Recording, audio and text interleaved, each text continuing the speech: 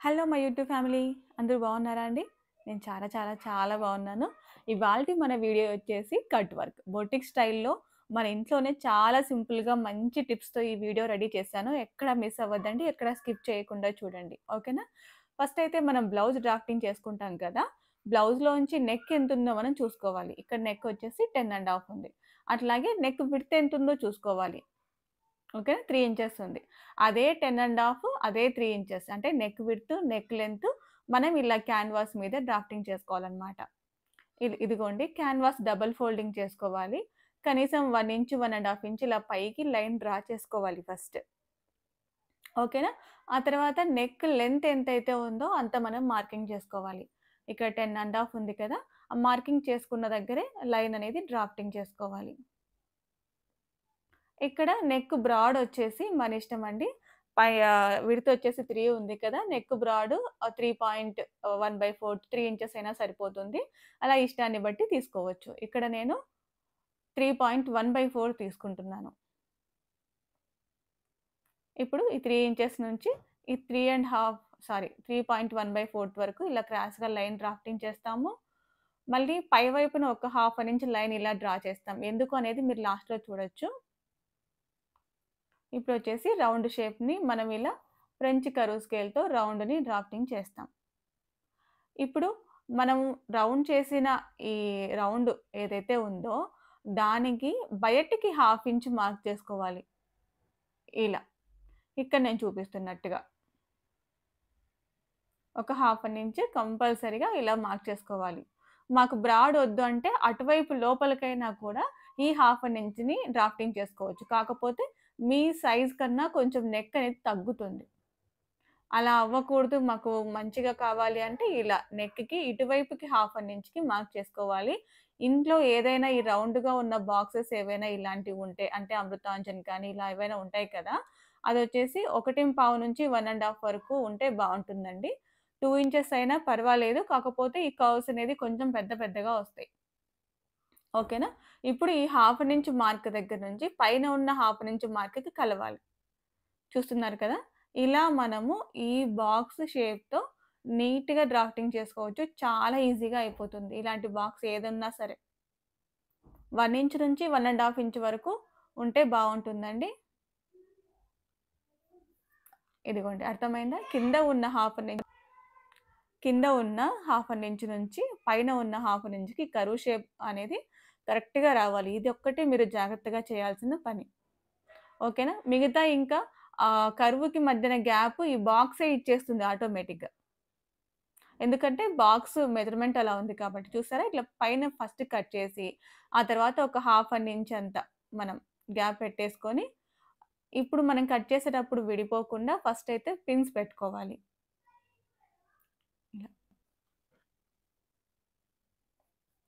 ఇలా half an inch వదిలేసి, మనం ఎలా అయితే ఇలా కర్వ్స్ అనేది డ్రాఫ్టింగ్ చేసుకున్నామో, అలాగనే నిదానంగా కట్ చేయండి. ఓకేనా?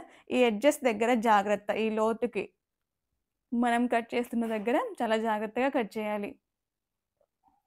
కొద్దిగా ముందుకెళ్ళిపోయినా కూడా ఈ క్యాన్వాస్ మళ్ళీ పనికిరాదు. పక్కన పడేసి మళ్ళీ ఇంకొకటి మనం డ్రాఫ్టింగ్ చేసుకోవాల్సి వస్తుందనమాట. అందుకని చాలా కేర్‌ఫుల్‌గా, నిదానంగా మీరు కట్ చేసుకోండి. స్టిచ్చింగ్ కూడా మంచి మంచి టిప్స్‌తో నేను చెప్పబోతున్నాను. ఇక్కడ చూసారా ఎక్స్‌ట్రా ఉన్నది రౌండ్ షేప్‌లో వచ్చేలాగా కట్ చేసుకోవాలి ఈ క్యాన్వాస్‌ని.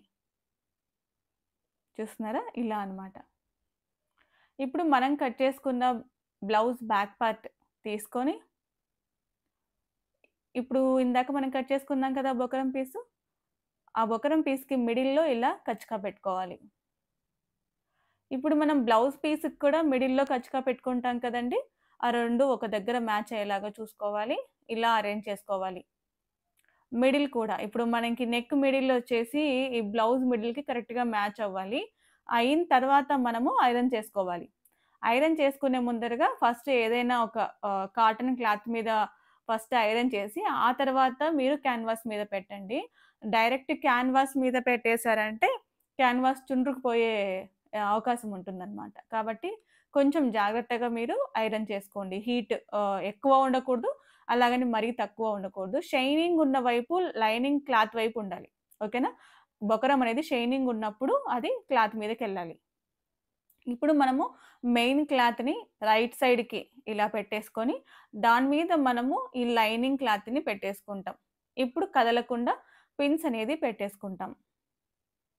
స్టిచ్చింగ్‌లో కూడా చాలా మంచి టిప్స్ ఉన్నాయండి. అస్సలు మిస్ చేయకండి వీడియోని. ఇప్పుడొచ్చేసి ఈ మిడిల్‌లో మనం ఫస్ట్ ఇందాక పిన్స్ పెట్టుకున్నాం కదా! అక్కడ మిడిల్‌లో పైనుంచి ఒక స్టిచ్ అనేది వేసేస్తే, ఇంకా అటువైపు, ఇటువైపు కదలకుండా ఉంటుంది. మనం స్టిచ్చింగ్ అయిపోయి, కటింగ్ చేసేంత వరకు కూడా కదలకుండా ఉంటుంది. ఇలా. ఇది అసలు చాలా బెస్ట్ టిప్ అండి. మనకి ఆహ్, కర్వ్స్ అనేది కదలకుండా ఉంటాయి. సో, స్టిచ్చింగ్ అనేది చాలా ఈజీ అయిపోతుంది. టెన్షన్ ఉండదు. ఇలా. ఈ స్టిచ్చింగ్ మీకు దగ్గరగా కూడా చూయిస్తాను. ఇదిగోండి ఇక్కడ నేనేం చెప్తున్నానంటే, ప్రతి 2 కుట్లకి ఒక్కసారి ఇలా పాదాన్ని పైకి లేపుతూ, క్లాత్‌ని తిప్పుతూ, ఇలా అడ్జస్ట్ చేసుకుంటూ మనము స్కాలప్ నెక్‌ని కుట్టాలి. అన్ని నెక్కుల్లాగా మనం కొంచెం ఫాస్ట్‌గా కుట్టామంటే కుదరదండి. దీనికైతే బాగా టైం పడుతుంది. కొంచెం నిదానంగా, ఓపికగా కుట్టాలి. ఇలా ప్రతి 2, 3 కుట్లకొకసారి పాదాన్ని పైకి లిఫ్ట్ చేస్తూ, కర్వ్ షేప్ మంచిగా వచ్చేలాగా స్టిచ్చింగ్ పడాలి. ఎక్కడా కూడా స్టిచెస్ వచ్చేసి షార్ప్ ఎడ్జ్‌లో ఉండకూడదు. ఎక్కడ ఈ కార్నర్‌లో కిందకి మనం మూలకి దింపేటప్పుడు తప్పితే, ఇంకెక్కడా కూడా షార్ప్‌గా స్టిచ్చింగ్ కనపడకూడదు. చూడండి ఇలా మెల్లగా చూస్తున్నారు కదా! నేను ఒక 2 అలా స్టిచ్ వేయంగానే 2, 3 వేయంగానే ఇలా పాదాన్ని పైకి లిఫ్ట్ చేస్తూ, మళ్ళీ క్లాత్‌ని అడ్జస్ట్ చేసుకుంటూ స్టిచ్చింగ్ చేస్తున్నాను. ఇక్కడ ఈ మూలకొచ్చేపాటికి కూడా ఈ మూలకి కరెక్ట్‌గా స్టిచ్చింగ్ కూర్చోయిందా? లేదా? అనేది ఒకసారి చెక్ చేసుకున్న తర్వాతనే మళ్ళీ రెండవ ఒంపు అదే ఐ మీన్ రెండవ కర్వ్‌కి వెళ్ళాలన్నమాట స్టిచ్చింగ్.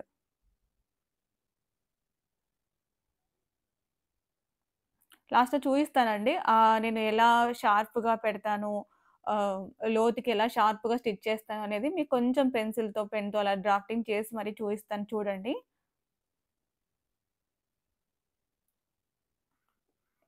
ఇదిగోండి ఇక్కడ మీరు గమనిస్తే గనక ఇదిగోండి చూడండి. ప్రతి ఒక్కటి 2 చిన్న స్టిచెస్‌కి కూడా మనం పాదాన్ని అడ్జస్ట్ చేసుకుంటూ స్టిచ్చింగ్ చేయాలి. ఇక్కడ నాకొచ్చేసి నేను తిప్పేసాను. నేను మూలకొచ్చేసానులే అన్నట్టుగా తిప్పేసాను. ఇటువైపు చూసుకుంటే నేనింకా ఆహ్, కిందకి మూలకి ఇంకా రాలేదు. కాబట్టి ఇంకొక స్టిచ్ ముందుకు వేసి, మళ్ళీ క్లాత్ తిప్పేసి స్టిచ్ చేస్తున్నాను చూడండి. ఇలా మనం గమనించుకుంటూ స్టిచ్ చేయాలి స్కాలప్ నెక్‌ని. ఓకేనా? నేను క్యాన్వాస్ మీదనే కుడుతున్నాను. మీరిది గమనించండి. నేను క్లాత్ మీద కాదు, క్యాన్వాస్ మీదనే. ఎలా స్టిచ్ చేశాను, ఏంటి దగ్గరగా ఇంకొక క్లిప్పింగ్ కూడా ఇస్తాను చూడండి. ఇప్పుడు చూడండి నేనొక డ్రా చేస్తున్నాను. ఫస్ట్ అయితే ఈ మూల నుంచి ఇలా ఫస్ట్ అయితే ఒక లైన్ అనేది డ్రాఫ్టింగ్ చేసుకుంటాము. ఇటువైపు క్రాస్ లైను, ఇటువైపు ఒక క్రాస్ లైను మనం డ్రాఫ్టింగ్ చేసుకుంటే ఇది బాణం గుర్తులాగా వస్తుంది. మీరు బిగినర్స్ అయితే ప్రతి కర్వ్‌కు కూడా ఇలాగే మీరు ముందే పెన్సిల్‌తో మార్క్ చేసుకొని కావాలంటే స్టిచ్ చేయండి. అప్పుడు మీకు ఈజీ అవుతుంది.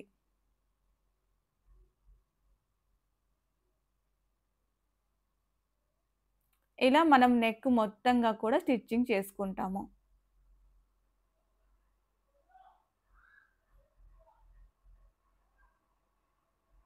ఇలా మొత్తం అంతా నెక్ మనం స్టిచ్చింగ్ చేసుకున్న తర్వాత చూస్తున్నారు కదండీ! స్టిచెస్ ఎలా కర్వ్‌గా వచ్చాయో నీట్‌గా ఇదిగోండి ఇలా రావాలి.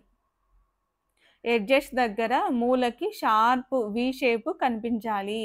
ఇది మీరు గుర్తుపెట్టుకోండి. ఇప్పుడొచ్చేసి నెక్‌ని కట్ చేసుకుందాం. ఇక్కడ కట్ చేసేటప్పుడు కూడా చాలా జాగ్రత్తండి. మూలలకి టకామని సీజర్ ఎళ్ళిపోయిందంటే మనకి బ్లౌజ్ పీసే మనకి వేస్ట్ అయిపోతుందన్నట్టు. ఇలాంటి నెక్కుల దగ్గర చాలా జాగ్రత్తగా, నిదానంగా స్టిచ్చింగ్ చేయాలి.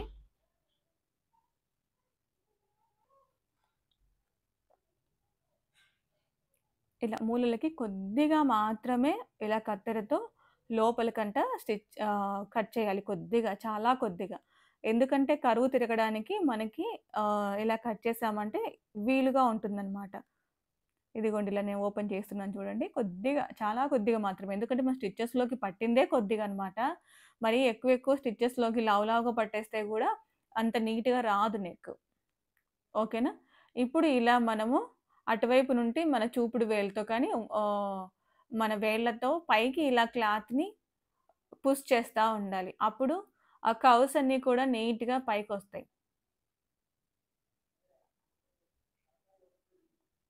చూసారా? స్కాలప్ నెక్ చాలా అంటే చాలా నీట్‌గా వచ్చేస్తుంది.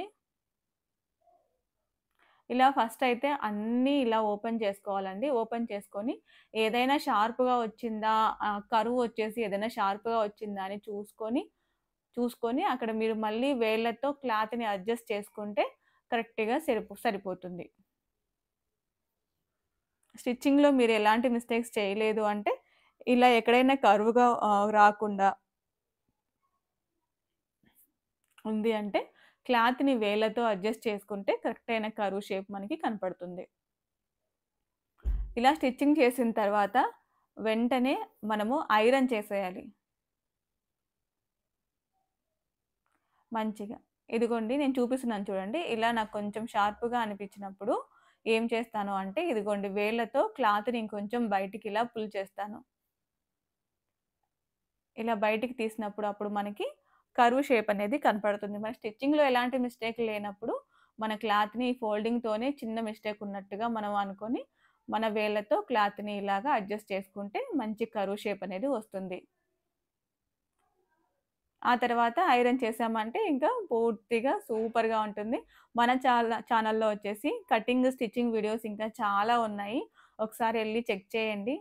థ్రెడ్ పైపింగ్ కూడా ఉన్నాయి. నెక్ మోడల్స్ ఉన్నాయి. ఓకేనా? బ్లౌజ్ మోడల్స్ ఉన్నాయి. డ్రెసెస్ ఉన్నాయి. పిల్లల కిడ్స్‌వైతే స్పెషల్‌గా ఉన్నాయి. ఒకసారి ఎళ్లి చెక్ చేయండి ఛానెల్‌లో మిగతా వీడియోస్ అన్నీ కూడా. మీకు ఉపయోగపడితే గనక ప్లీజ్ లైక్ చేయండి, షేర్ చేయండి. తప్పకుండా కామెంట్ చేయండి. Thank you for watching.